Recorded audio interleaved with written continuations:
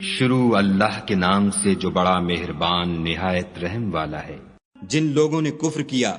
اور اوروں کو خدا کے رستے سے روکا، خدا نے ان کے اعمال برباد کر دیے، اور جو ایمان لائے اور نیک عمل کرتے رہے اور جو کتاب محمد صلی اللہ علیہ وآلہ وسلم پر نازل ہوئی اسے مانتے رہے اور وہ ان کے پروردگار کی طرف سے برحق ہے، ان سے ان کے گناہ دور کر دیے اور ان کی حالت سنوار دی۔ یہ حبط اعمال اور اصلاح حال اس لیے ہے کہ جن لوگوں نے کفر کیا انہوں نے جھوٹی بات کی پیروی کی، اور جو ایمان لائے وہ اپنے پروردگار کی طرف سے دین حق کے پیچھے چلے۔ اسی طرح خدا لوگوں سے ان کے حالات بیان فرماتا ہے۔ جب تم کافروں سے بھڑ جاؤ تو ان کی گردنیں اڑا دو، یہاں تک کہ جب ان کو خوب قتل کر چکو تو جو زندہ پکڑے جائیں ان کو مضبوطی سے قید کر لو، پھر اس کے بعد یا تو احسان رکھ کر چھوڑ دینا چاہیے یا کچھ مال لے کر، یہاں تک کہ فریق مقابل لڑائی کے ہتھیار ہاتھ سے رکھ دے۔ یہ حکم یاد رکھو، اور اگر خدا چاہتا تو اور طرح ان سے انتقام لے لیتا، لیکن اس نے چاہا کہ تمہاری آزمائش ایک کو دوسرے سے لڑوا کر کرے، اور جو لوگ خدا کی راہ میں مارے گئے ان کے عملوں کو ہرگز ضائع نہیں کرے گا، بلکہ ان کو سیدھے رستے پر چلائے گا اور ان کی حالت درست کر دے گا، اور ان کو بہشت میں جس سے ان کو شناسا کر رکھا ہے داخل کرے گا۔ اے اہل ایمان، اگر تم خدا کی مدد کرو گے تو وہ بھی تمہاری مدد کرے گا اور تم کو ثابت قدم رکھے گا، اور جو کافر ہیں ان کے لیے ہلاکت ہے اور وہ ان کے اعمال کو برباد کر دے گا۔ یہ اس لیے کہ خدا نے جو چیز نازل فرمائی انہوں نے اس کو ناپسند کیا تو خدا نے ان کے اعمال اکارت کر دیے۔ کیا انہوں نے ملک میں سیر نہیں کی تاکہ دیکھتے کہ جو لوگ ان سے پہلے تھے ان کا انجام کیسا ہوا؟ خدا نے ان پر تباہی ڈال دی، اور اسی طرح کا عذاب ان کافروں کو ہوگا۔ یہ اس لیے کہ جو مومن ہیں ان کا خدا کارساز ہے اور کافروں کا کوئی کارساز نہیں۔ جو لوگ ایمان لائے اور عمل نیک کرتے رہے ان کو خدا بہشتوں میں جن کے نیچے نہریں بہہ رہی ہیں داخل فرمائے گا، اور جو کافر ہیں وہ فائدے اٹھاتے ہیں اور اس طرح کھاتے ہیں جیسے حیوان کھاتے ہیں، اور ان کا ٹھکانہ دوزخ ہے۔ اور بہت سی بستیاں تمہاری بستی سے جس کے باشندوں نے تمہیں وہاں سے نکال دیا زور و قوت میں کہیں بڑھ کر تھیں، ہم نے ان کا ستیہ ناش کر دیا اور ان کا کوئی مددگار نہ ہوا۔ بھلا جو شخص اپنے پروردگار کی مہربانی سے کھلے رستے پر چل رہا ہو وہ ان کی طرح ہو سکتا ہے جن کے اعمال بد انہیں اچھے کر کے دکھائے جائیں اور جو اپنی خواہشوں کی پیروی کریں۔ جنت جس کا پرہیزگاروں سے وعدہ کیا جاتا ہے، اس کی صفت یہ ہے کہ اس میں پانی کی نہریں ہیں جو بو نہیں کرے گا، اور دودھ کی نہریں ہیں جس کا مزہ نہیں بدلے گا، اور شراب کی نہریں ہیں جو پینے والوں کے لیے سراسر لذت ہے، اور شہد مصفہ کی نہریں ہیں جو حلاوت ہی حلاوت ہے، اور وہاں ان کے لیے ہر قسم کے میوے ہیں، اور ان کے پروردگار کی طرف سے مغفرت ہے۔ کیا یہ پرہیزگار ان کی طرح ہو سکتے ہیں جو ہمیشہ دوزخ میں رہیں گے، اور جن کو کھولتا ہوا پانی پلایا جائے گا تو ان کی انتڑیوں کو کاٹ ڈالے گا؟ اور ان میں بعض ایسے بھی ہیں جو تمہاری طرف کان لگائے رہتے ہیں، یہاں تک کہ سب کچھ سنتے ہیں، لیکن جب تمہارے پاس سے نکل کر چلے جاتے ہیں تو جن لوگوں کو علم دین دیا گیا ہے ان سے کہتے ہیں کہ بھلا انہوں نے ابھی کیا کہا تھا؟ یہی لوگ ہیں جن کے دلوں پر خدا نے مہر لگا رکھی ہے اور وہ اپنی خواہشوں کے پیچھے چل رہے ہیں، اور جو لوگ ہدایت یافتہ ہیں ان کو وہ ہدایت مزید بخشتا ہے اور پرہیزگاری عنایت کرتا ہے۔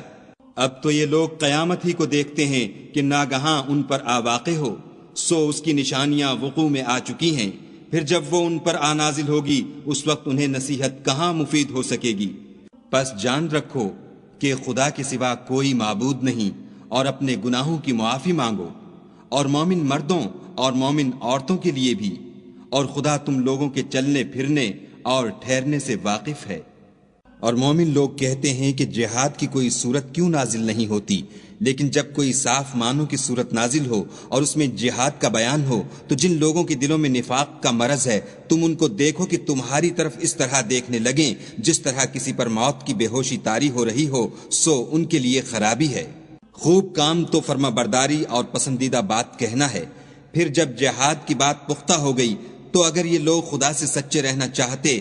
تو ان کے لیے بہت اچھا ہوتا۔ اے منافقو، تم سے عجب نہیں کہ اگر تم حاکم ہو جاؤ تو ملک میں خرابی کرنے لگو اور اپنے رشتوں کو توڑ ڈالو۔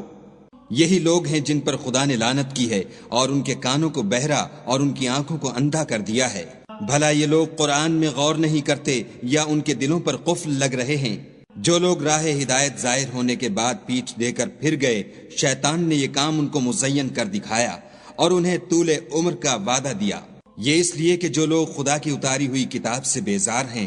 یہ ان سے کہتے ہیں کہ بعض کاموں میں ہم تمہاری بات بھی مانیں گے اور خدا ان کے پوشیدہ مشوروں سے واقف ہے۔ تو اس وقت ان کا کیسا حال ہوگا جب فرشتے ان کی جان نکالیں گے اور ان کے منہوں اور پیٹھوں پر مارتے جائیں گے۔ یہ اس لیے کہ جس چیز سے خدا ناخوش ہے یہ اس کے پیچھے چلے اور اس کی خوشنودی کو اچھا نہ سمجھے تو اس نے بھی ان کے عملوں کو برباد کر دیا۔ کیا وہ لوگ جن کے دلوں میں بیماری ہے یہ خیال کیے ہوئے ہیں کہ خدا ان کے کینوں کو ظاہر نہیں کرے گا؟ اور اگر ہم چاہتے تو وہ لوگ تم کو دکھا بھی دیتے اور تم ان کو ان کے چہروں ہی سے پہچان لیتے اور تم انہیں ان کے انداز گفتگو ہی سے پہچان لوگے، اور خدا تمہارے اعمال سے واقف ہے۔ اور ہم تم لوگوں کو آزمائیں گے تاکہ جو تم میں لڑائی کرنے والے اور ثابت قدم رہنے والے ہیں ان کو معلوم کریں اور تمہارے حالات جانچ لیں۔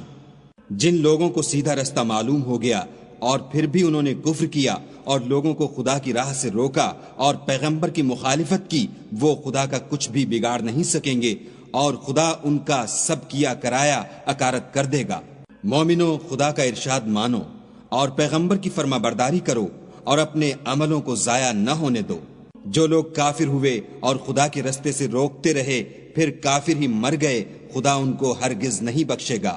تو تم ہمت نہ ہارو اور دشمنوں کو صلح کی طرف نہ بلاؤ، اور تم تو غالب ہو اور خدا تمہارے ساتھ ہے، وہ ہرگز تمہارے اعمال کو کم اور گم نہیں کرے گا۔ دنیا کی زندگی تو محض کھیل اور تماشا ہے، اور اگر تم ایمان لاؤ گے اور پرہیزگاری کرو گے تو وہ تم کو تمہارا اجر دے گا